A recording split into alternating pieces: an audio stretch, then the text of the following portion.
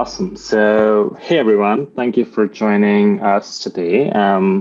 Today, I'm going to be talking about basically what it means to step into UX research. It's just an introduction to what user experience research is, um, defining what it means, and also kind of giving you a little bit of introduction towards how it's done. But before I jump into that, I kind of want to give you an introduction of myself. So I'm Simran. I am a user experience researcher and I work at Macadamian Technologies. We are a healthcare consulting firm based in Ottawa, Canada. And I've been working at Macadamian for around a little over a year. I, in terms of my background, I have a very varied background. Like I did a bachelor's in mechanical engineering, then I worked in as an application support analyst. So I made my transition from mechanical engineering to IT. After 2 years, 2.5 years of that, I decided to move to Canada to get a master's in management. Um, when I graduated from my master's, I kind of had a crisis moment of like what the hell I want to do with my life. And I went over this journey of exploring a bunch of different fields and eventually stumbled on UX and started growing in the space on my own. And then eventually decided to go back to school for human-centered design. At the same time, when I started my human-centered design program, I started working as a UX researcher as well in the industry at a product company called Shopify. That was an e-commerce platform. I was there for a year and a few months, and then I made my transition to a consulting firm, Macadamian, where I'm at right now. And I like to share my story because there's been a lot of like varied paths. And what I want to say is that a lot of folks that I've met in the past come from a lot of different fields to UX, and just want to reinforce the fact that even with so much diversity in my background, I was successfully able to make the transition to UX. So anyone who is wanting to make that transition are going to make that too. So just keep doing the work, and I know these communities help you too. So with that being said, I want to share the agenda for today. So as I said, we will be diving into what UX research is, why we do UX research, what are the different types of UX research, how is UX research conducted, and then going about planning your own research. Then there's an activity around the same piece of how do you plan your research. I hope we have the time to do that. And then in the appendix, I've shared some resources that you can dig into further to learn more about user experience research and get started in the space if that's an area that you want to grow more in. So let's get started. What is UX research?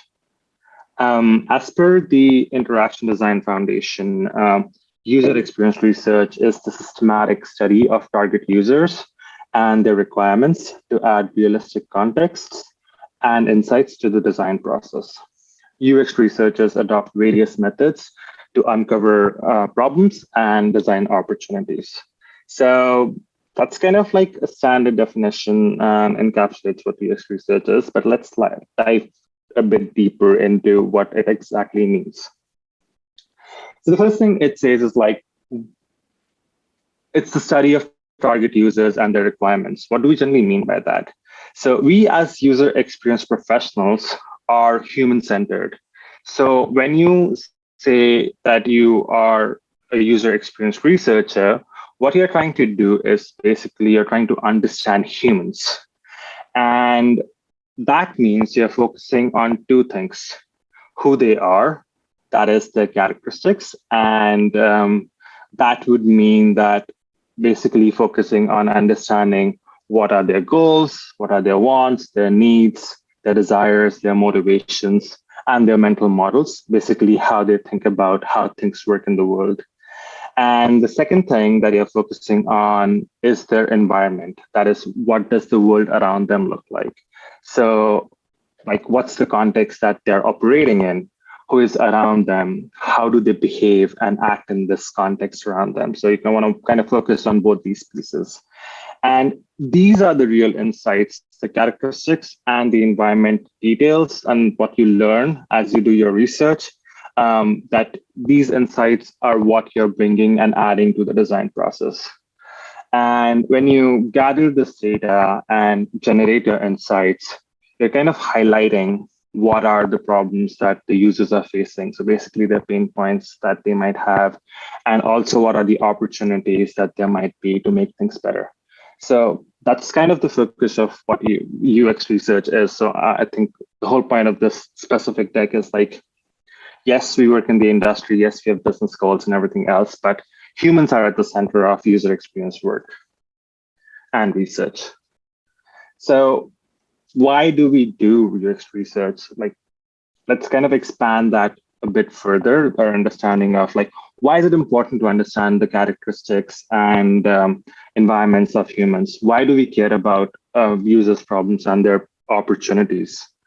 Um, that's because in the business context, the organization that you might be working with or are working with is basically trying to develop an intervention in the lives of the users. And it could be a new intervention or improvement of an existing one. And these interventions could be either products that they use, and both in the physical or digital form, as well as the services, which again could be both physical and digital. And because this intervention has to kind of fulfill a purpose, essentially the needs of the user, and the intervention has to work in the world that the user operates in, UX research focuses on understanding the characteristics and the environment of the user. But at the same time, what's the purpose of generating this in-depth understanding of the users? Why do we do that? That's because a business or any organization has certain goals and objectives, right? And they're trying to work towards achieving those goals. And that generally, in the end, is tied to the organization basically selling a product or a service to the target users.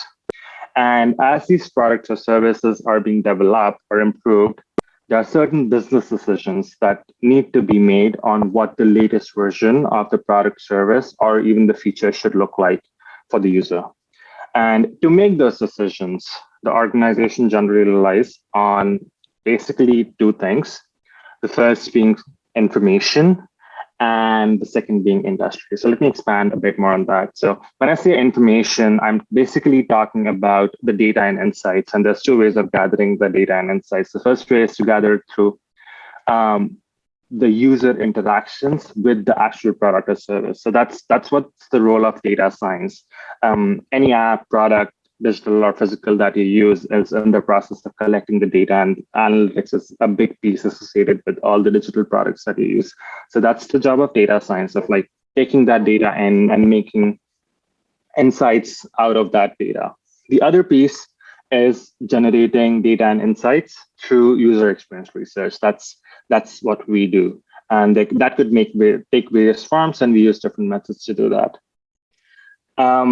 On the industry side of things, decisions are based on experience in that space, in that domain of the individual making the decision. They've been working in the space for a long time, and then they understand the industry and kind of have developed a gut feeling. And this gut feeling is developed based on their experience, and they rely on that to make decisions. And the other thing that the industry focuses on is the trends. So there's always disruptions happening in the industry, which kind of lead to a collective behavior change in humans. And you want to make sure that you understand the trends, but those trends should also fit with the users and the company's goals. So you want to make sure that you balance that understanding through research as well. So yeah, that's basically the role of UX research, as you can see, is to facilitate this decision-making process. Knowledge is generated through research, and it's great, but making sure that your research is linked to a business decision is really important. On top of that, you need to highlight, based on your research, what decisions benefit the user and also does not harm the user. Your job as a UX researcher is to advocate for the users and be their voice when informing these business decisions. And lastly, research is also a tool for aligning people across business and teams. Otherwise, it can become kind of a battle of opinions. And generally, what happens is that if you do not have facts and data to base your decisions on, either the highest paid person in the room or the loudest person in the room influences the decision.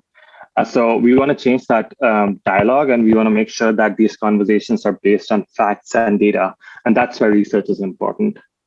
But at the same time, research cannot inform all kinds of decisions. For example, UX research cannot really inform which user group you should target for based on your business needs or your business direction.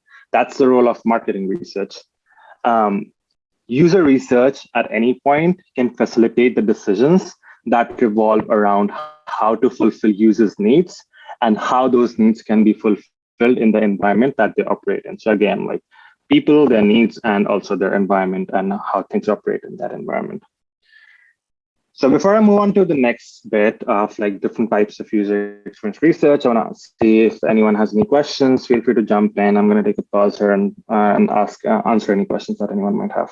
I have actually a question. So you say that trend, right? Balancing trend, right? So, for example, like right now I can see a lot of portfolio. They have like, mouse changing color kind of trend like that, right? Mm-hmm, mm-hmm. How do user research is valuable to prevent the experience not carry over to the project that not suitable for. For example, that mouse changing color would be cool if you want to show off your, the way that you code stuff, right? Like front end development people, right? Front end development people can show off their way to do that. Mm-hmm. But if you put that kind of mouse kind of interaction in the UX, that's gonna be a bad experience, right? Mm-hmm. How do you prevent that? How do user researchers like yourself prevent the UX designer actually, hey, this is not a good idea, even though I think no, that's makes sense to me. I think with any trend, the thing is that if that trend is something that maybe your stakeholders are pushing for a lot, I think the first bit for you is like understanding where they're coming from and understanding why they think it's an integral part or integral feature that they want to build in the product or the service. And taking that knowledge, you can use that information to plan out your research. And it's mostly going to be something that I think based on what you said, based on your example specifically, a trend like that would mostly be confirmed in validation testing. At the end of the day, as a researcher, you would know that, and you can use secondary research and you can use human psychology principles to explain to your stakeholders why this could lead to maybe cognitive load, why this could hinder their journey, their experience, why it could be a hindrance in their experience and their usability. But even if that does not convince your stakeholder, you can definitely take it to usability, test it with like 8-10 users and get their feedback. And then that's the real proof that you can go back to your stakeholders and show that this is what's happening. But at the end of the day, your stakeholder is like someone who's making the decision. So I think that's another thing that I want to put it out there is that as a researcher, what your job is to lay out those facts out there and have that open conversation around that. So that at least that's the job you've done. And then based on that conversation, there's a possibility that the stakeholder might not even agree to what you said. It's like, it's fine, I get it what you're saying, but I'm going to ignore it. And that happens too. And you have to be okay with that. That's frustrating at the same time. But like, that's the job of like a researcher is like, okay, it didn't work out this time. Let's see, let's take it further. And we're going to keep advocating for user needs constantly. That's your job. That's just spilling the news for you guys. It's going to happen. It happens all the time. All the time. So there's a bunch of research tools, and I'm going to give a little bit of introduction to that. I think the next section is going to give you a bit more of like insights into what are the different types of research that we do and how we do that type of research. The one thing that I want to say is that similar to how you think about design, like design is not learning how to use Figma. Design is about solving problems. Similarly, research is not about using an analysis tool like Dovetail. Research is about understanding the problems, and these tools help you to do that. And that's my point today is that the tools that are there are going to help you with understanding the problem space but those are not the core of getting that foundation in UX research. So when you're starting out, all you need is access to data and access to something that can help you make sense of that data.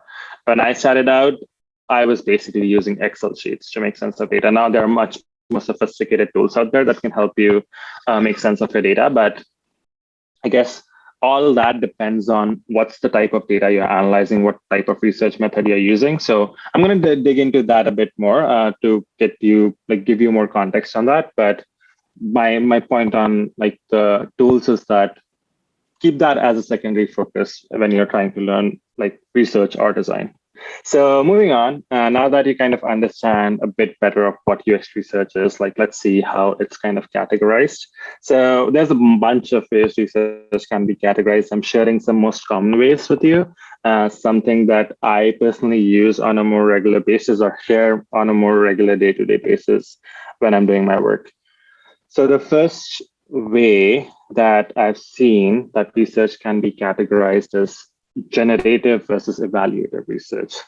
I don't know how much in your design discussions you have heard about the double diamond, but something that I want to expose it to you is that design is iterative, and what double diamond says is that your design is process is going to be divergent, then convergent, then divergent, then convergent. So if you look at this diagram here, there's two diamonds. The one on the left is called the problem diamond. And in there, you are focusing on the problem. So you're discovering the problem in the first divergent phase. You are going broad and you're trying to understand trying to get a general understanding of what users' needs are, what their pain points could be, what they're trying to achieve, their motivations, their goals. And this broad research that you do in this diamond is generative research. And that research is also named as formative research, exploratory research, or foundational research. And as you continue to do more generative research and you put in the business context, you get to a point where you start converging and defining your problem really well. So that's the convergent midpoint where you get to a point where you understand what problem you want to focus on based on the research that you have done and the business context. So now that you've defined your problem, the next part is basically coming up with solution. So you diverge again and you come up with a bunch of different ideas on how to solve that problem. And as you're coming up with these ideas need to be validated. Some of that validation can come from the expertise that designers have, so heuristics that have been developed. But a bunch of that validation comes from research. So you go out with those designs to the end user and do concept testing, validation testing, usability testing. And as you do these validation evaluative research approaches, you converge to a solution. So that's how we look at generative versus evaluative research. The next way to categorize research is basically attitudinal versus behavioral. So attitudinal research is basically focused on listening and understanding what users are saying. So this is basically focused on people's intentions, what they intend to do, what they intend to be. And then the other way of looking at this, the other side of it is the behavioral research. So you actually see what users are doing kind of through observational studies. You're observing them perform things through tasks. Or even sometimes behavioral studies is also digging into historical stories of how they might have done things in the past. So that's another way of like getting that behavioral data. But the behavioral research focuses on people's action. And why it's important to look at both things is because it's important to understand what people think they're going to do, because that's going to help you inform what their mental model is. And the behavior part is going to inform how they act in the environment, how they actually operate and do things in the environment. And it's the beauty of that is that we know that what people say they are going to do and what they actually do is never going to align. It's always going to be different. So it's kind of from a designer's perspective, you need to have an understanding of how people are going to go into something, thinking about achieving something, and how they're actually going to do it. So it's important to look at both. The next and one of the most widespread ways of dividing research and research methods is quantitative versus qualitative research. Um, so there is like it's kind of a blur in terms of what quantitative and qualitative helps with. It depends on how you're using the methods, but in a broader sense, generally quantitative research and quantitative methods tell you about what the users are doing and kind of like help you test your assumptions based on any other data that you might have, or sometimes even qualitative data that you have gathered. So, based on the quantitative data that you gather, you discover patterns among a large user base. So, for example, if I want to know something about exercise habits, I might ask how many hours do you work out per week? And then this is something that's asked to a broader audience. I kind of get an understanding of, in general, on average, what that number looks like. Then the other method is qualitative method or qualitative research, which kind of focuses on understanding why users do what they do. So quantitative focus on what and qualitative focus on why. And this qualitative method allows you to get an in-depth understanding of like the reasons behind that behavior or that attitude that you might have observed early on through quantitative methods or any other hypothesis that you might have heard. So the example of that could be like basically understanding why do you work 4 hours in a week, work out 4 hours in a week, or like what do you do? Kind of like digging deeper into those pieces of understanding the rationale behind doing that. What are the reasons for your working out? Why do you work out? So that kind of gives you that in-depth understanding around that one data piece that you might have gathered before. So that's another way of categorizing research. So now I want to try and answer the question that we had previously, like what's the research process? So we look into how UX research is done. So the first step, and going back to what I was showing in the beginning, is understanding the business decisions. So you kind of get an understanding of what the business decision can be made, identify what decisions can user research facilitate as well, because as I said, you cannot answer every business decision through research. And as someone starting in on UX research, you might not be involved in that process, but it's always helpful and to be mindful of what's happening in that space as you're collaborating with your UX managers or senior researchers to pay attention to that, because that's the driver of your research in the industry. And once you understand those decisions, the next step is basically identifying research opportunities. So questions like, where can your research basically help? How can your research help? What decisions are high priority so that you can then plan them out in your research. So you can figure out like where research can help and how it can help. The next step is basically then from there planning your research. So this is basically writing a research plan. And the main goal of this step is to define what your research questions are, and also pick the right methods to execute on your research. And we'll dig deeper into this piece because that's kind of the main bit that we'll discuss after this section. After you have kind of, hold on, what is happening? Okay.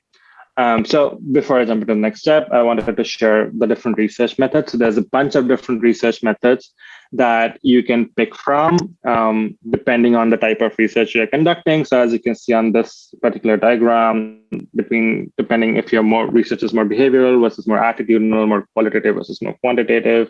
And you have to take into account all the context and the constraints of the problem before you can, or the business context before you can jump into your research. So some of the common methods and something that will be introduced to next week is interviews. User interviews are a common method that I have a fair amount of experience with.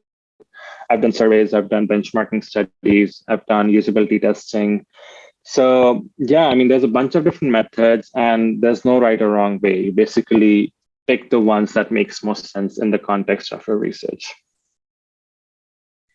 So after you have kind of decided how you're going to execute the research, next is basically collecting the data. So you are now executing the research method that you picked on. And based on the method that you pick, you will have data in the form of interview recordings, interview notes, survey responses, or like screen recordings of users performing tasks, and like various other forms of data.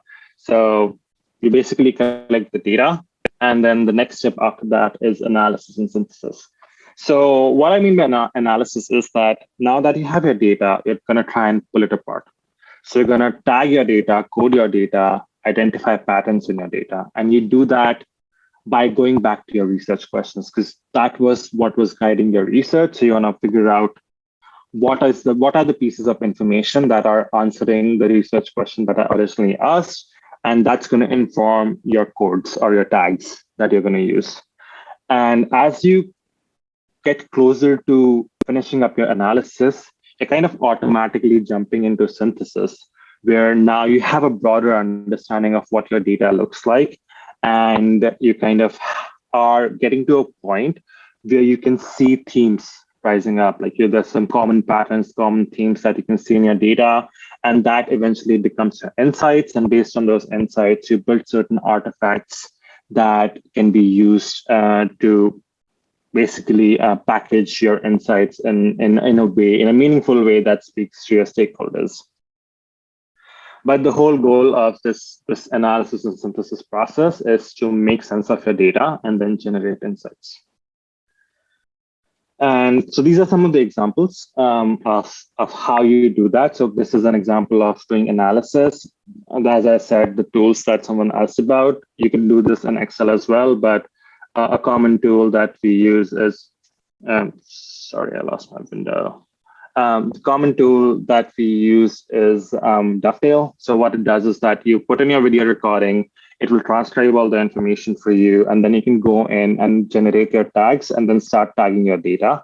And you do that for every interview, and eventually then you can start going back to your tags and look at everything that you have tagged for that specific, for all the interviews, and then kind of start generating your insights. Another way is using Miro. Again, that's something that is kind of replicating the real world. So I remember back in the day, before COVID, pre-COVID, we would do this on sticky notes. So we would make clusters of information and try to organize information in different clusters and identify what themes are emerging. So that's something that you can do on Miro as well. And some of the artifacts that you can generate from your synthesis is personas. So that basically explains the user characteristics and what the environment is like. Another artifact that you can generate is basically a journey map that walks through a person's or user's experience of achieving a goal or like end objective that they might have while using a product or service. So what does the different phases of achieving that goal look like?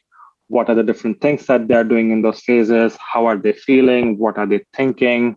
What are their pain points? You kind of highlight that in the form of a journey map. So that being said, every research insight and every research finding does not have to turn out into some artifact of this form. At the end of the day, again, you're trying to answer research questions, and based on those research questions, if it makes sense to package your information in the form of a persona and do that.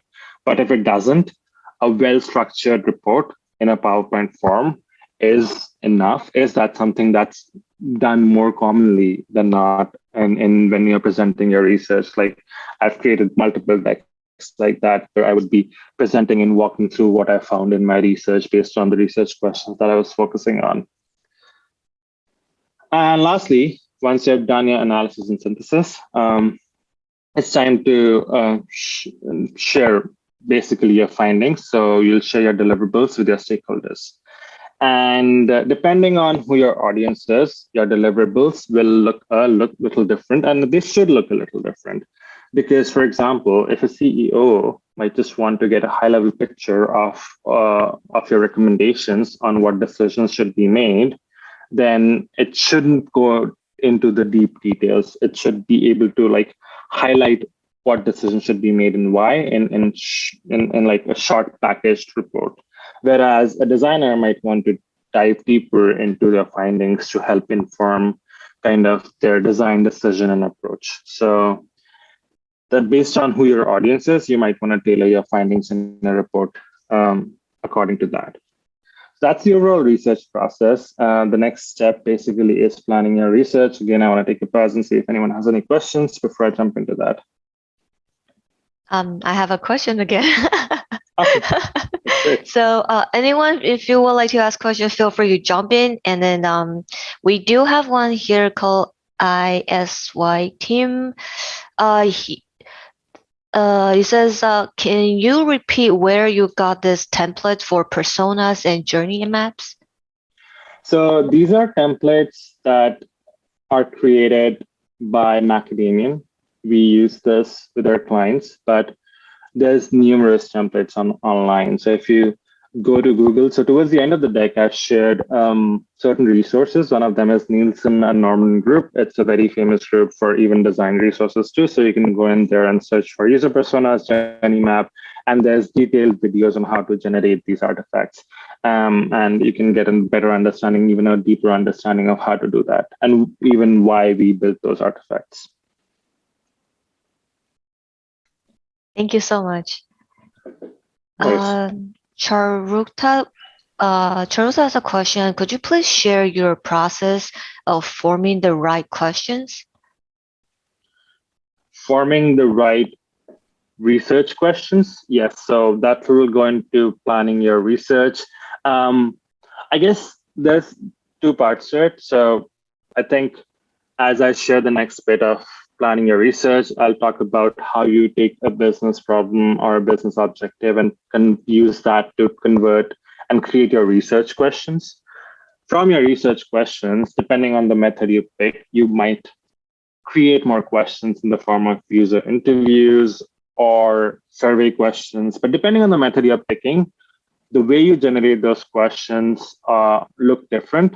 It's kind of like, again, a bit out of scope from today's presentation. I think like that's something that hopefully would be covered in next week's session, because that's where you're diving deeper into interviews, and there's a bunch of details on how to ask good interview questions, how to ask non-leading questions, how to ask non-biased questions, how to prompt properly, things like that. So hopefully that will be covered in the next session. And if you want any additional resources, feel free to connect with me on LinkedIn and reach out to me, and I'd be happy to share more on that. But again, like that's not something that I'm covering in too much detail today. Awesome. Thank you. Awesome. So the next thing is like planning your research. So as I said, there's a bunch of different methods that you can start with, and depending on what method you're using, your research would look different. But no matter what type of research you're doing or what method you're picking, the starting point of every research project is always going to be the same. It's planning your research. So you develop a research plan, and a research plan is basically a document that helps you translate business decisions to research objectives, define your research questions, decide on the research method or methods if you're using more than one, define the participant criteria. So who are you going to be talking to, and what does their like characteristics look like based on what you know, identify the research materials that you need to create, and come up with a timeline for your research project. So that's the kind of everything that's in the research plan. The reason we do that is because it helps you kind of think through all the constraints that are out there, the budget constraints, the time constraints, and also the risk involved, and come up with the best possible approach to fulfill the needs of the business. It kind of helps you define your focus, define your method, and define your goal, and also outline the research project from start to finish. So there's multiple uses of this document. Primarily is to guide your research and inform how you're going to be carrying out the research. But there's secondary applications to the project as well, so to the document as well. It is a document that you can share with your stakeholders to make sure that everyone is aligned on what you're going to be covering through your research. You can bring up constraints and risks of swaying away from the ideal scenario that might exist in the business, and then make sure that the stakeholders understand that what your research is going to be able to achieve based on those risks and constraints that you have. So that's really important to get that in alignment early on in the process. The other thing that this can help you with is to address any scope creep issues. So a lot of times it happens is that you're in your process of gathering data, doing your research, and all of a sudden a designer or any other stakeholder will pop up and they say, what about this? What about this question? So you can say like, oh, this is out of the scope of the research that I'm doing. If that's something that we are pressing on to learn, we can make a part of the next research study or find a way to prioritize this. So that's important so that you can have that conversation and set those expectations that what will and what will not be covered through research. But at the end of the day, no one really cares about your research plan as much as you do. It's just a document that helps you guide your research. So that's the whole purpose. There's obviously additional benefits of creating one, but it's just for you primarily. So how we create a research plan. I want to give you an example of a sample project that I worked on. I'm also looking at the time, so I'm going to try and be a little quick as I walk through this and want to make sure that I leave enough time for questions and possibly an activity. But let's just power through this and let's see if there's any questions that anyone might have. So this is basically a brief that was given to us while I was studying human-centered design. It was my capstone project with a bunch of other researchers on my team. So the Council of Entrepreneurs for Africa, COIFA, it is a non-profit, not-for-profit international organization that works in partnership with African and non-African governments and many other organizations. They had a goal to facilitate the development and transformation of Africa. And for this project, they were kind of proposing a maternal health initiative called CAMPE.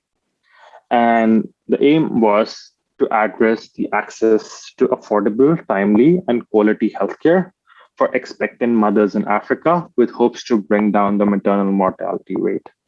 And as a starting point, they wanted us to target the geographical location, which will be the Federal Capital Territory, Abuja in Nigeria.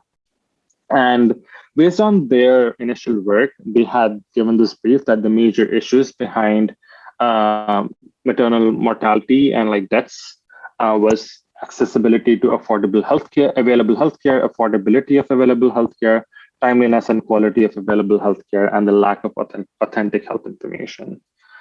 So from this brief that we were given, we kind of extracted the business decision that was basically the COIFA wanted to address access to affordable, timely, and quality healthcare for expectant mothers in Africa, with hopes to bring the maternal mortality rates down. And again, the major issues that I just mentioned that they had highlighted to us. It was a pretty big and hefty goal that they were trying to achieve. And this cannot be solved just by doing one round of research and building a solution from there. It's a very complex problem. And there were multiple teams working on this, and every team had different focus and different lens of looking at this problem. So for us, as you can see, I've kind of highlighted, we picked on the piece of quality of healthcare and the focus being the lack of authentic health information. So once we had kind of picked the focus, we knew that the starting point would be to do some generative research to get a basic understanding of what the situation is and go from there. So that's what helped us define what a research objective is. So this is where like you take the business decision and you translate that into the research objective, which will be the focus of your research. And this objective allows you to come up with research questions. So the goal of the research for us was to understand the lives of expectant mothers in Abuja during their pregnancy and discover the causes that prevent them from seeking basic healthcare services, with the focus on access to health information. Once we defined this objective, we came up with these research questions. How and from where do expecting mothers access antenatal care information? And how do antenatal care clinics spread awareness about the importance of antenatal care? Antenatal, prenatal is the same thing. So as you can see, these are very broad questions, as I was mentioning, that you are not defining concrete questions that are going to help you collect the data. These are the broad research questions that you're trying to answer through your research. And this is essential. This is the most essential part of the research plan, because this is going to help you pick your research methods and decide what your research materials would look like. So once you've defined the research questions, the next thing is basically to pick up research methods. And this could, again, be depending on the constraints and the risks involved, as well as other factors. Obviously, your research focus informs them. So for this project, we knew that this was a high-risk nature study. So we decided on creating online surveys for expectant mothers and creating questionnaires for healthcare workers in Nigeria who are formal SMEs. And we also decided to support our research with secondary research that we extracted from published literature. So other people who have done research and published articles, we were going to be digging into that as well. And the last piece of our data was going to be from interactions that we would have with ad hoc SMEs. So these were healthcare workers in our location, so in Canada, that we were talking to understand a bit more about what it means from like providing, what it means to provide support and care, and what are the challenges of like in general in like pregnancy and healthcare related issues.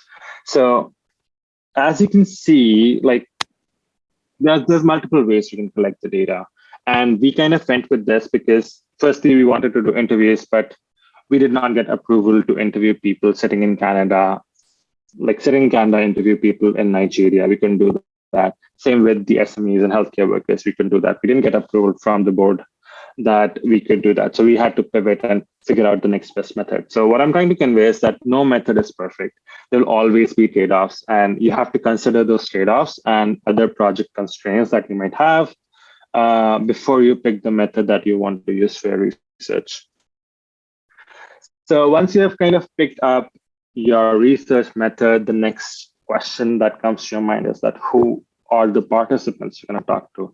And as you can see, it becomes very evident as you go through this process that once you've highlighted what your research method is going to be, you kind of also kind of are able to highlight who are you going to be talking to. So in this case, it was going to be expectant mothers who were recruited with assistance from the Association of General and Private Medical Practitioners of Nigeria, kind of focusing on people who are living in Abuja, Nigeria, and people who are above 18 years of age. That was one of the primary criteria of making sure who we are talking to. And then the formal SMEs that we're going to be talking to, the participants were the healthcare clinic workers who work in these clinics in Abuja, Nigeria.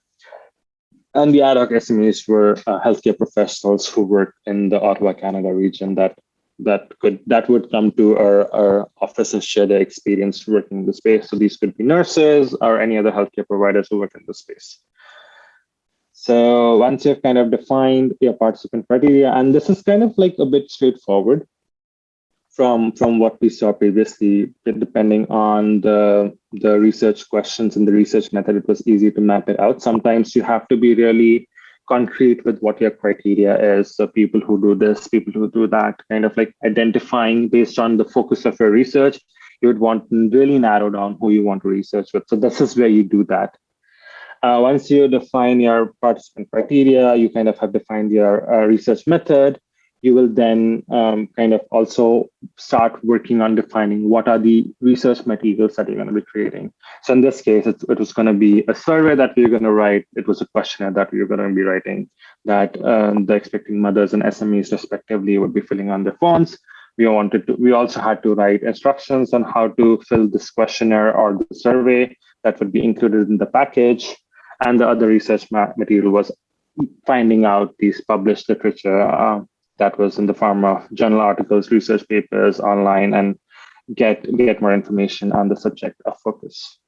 So another research material, a common one, is a discussion guide. So when you have decided to go with interviews, you kind of put out your research questions. You take those research questions and create an interview guide, a discussion guide that you would be following when you're actually talking to an end user and asking your questions and doing the interview. So these assets kind of materials allow you to be a bit more prepared in your process of gathering data. So kind of like you focus on that. And the last bit is basically looking at the timeline. So it doesn't have to look like a fancy design timeline. It could just literally be a table just showing what you're doing and by when you're trying to achieve it. The whole process of doing it, and the whole purpose of doing this is to make sure that you estimate the amount of time that it will take for you to execute your research, basically recruit participants, collect data, analyze the data, and synthesize it and put together your findings and share them. So you kind of plan that out so that you can communicate that with your stakeholders, be it project managers, clients, designers, anyone else involved. So that's what the whole process of planning your research looks like.